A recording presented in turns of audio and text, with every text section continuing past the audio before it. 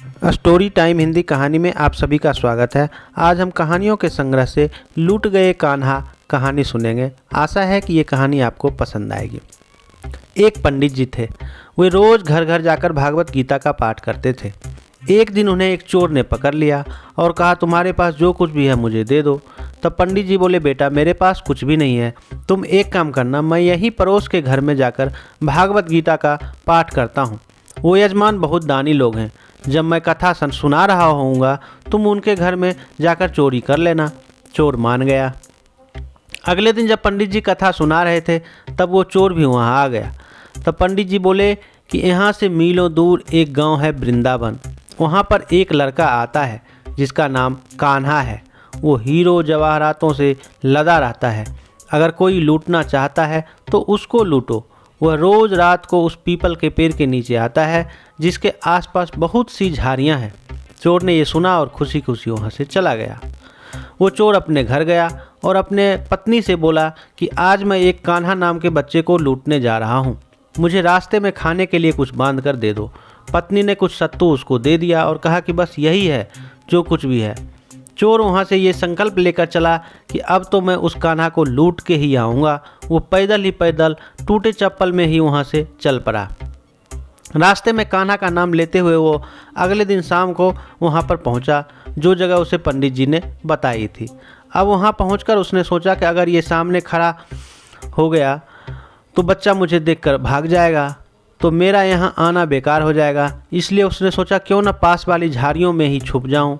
वो जैसे ही झाड़ियों में घुसा, झाड़ियों के कांटे उसे चुभने लगे।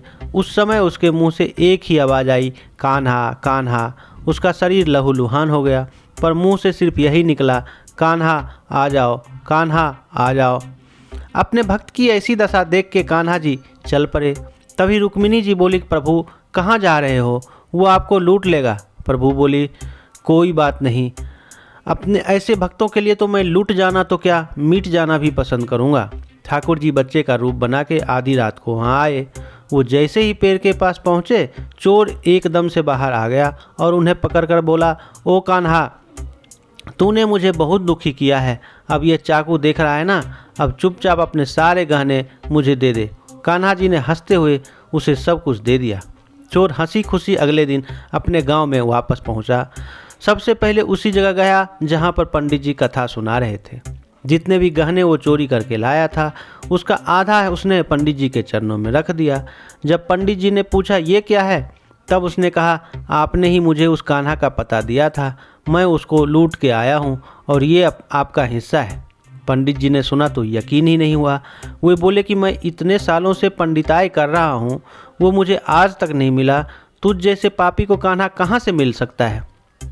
चोर के बार बार कहने पर पंडित जी बोले कि चल मैं भी चलता हूँ तेरे साथ वहाँ पर, मुझे भी दिखा कि कान्हा कैसा दिखता है। और वो दोनों चल दिए।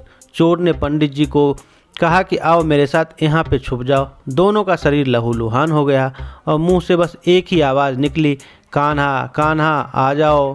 ठीक मध्य रात्रि कान्हा जी बच्चे के रूप में फिर वहीं आए। दोनों झाड़ियों से बाहर निकल आए।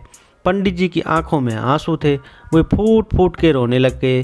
चोर के चरणों में गिर गए और बोले कि हम जिसे आज तक देखने के लिए तरसते रहे, वो आज तक लोगों को लूटता आया है, तुमने उसे ही लूट लिया। तुम धन्य हो, आज तुम्हारी वजह से मुझे कान्हा के दर्शन हो गए, तुम धन्य हो। यह कहानी आपको कैसी लगी हमें कमेंट्स में बताएं और चैनल को सब्सक्राइब करें। धन्यवाद।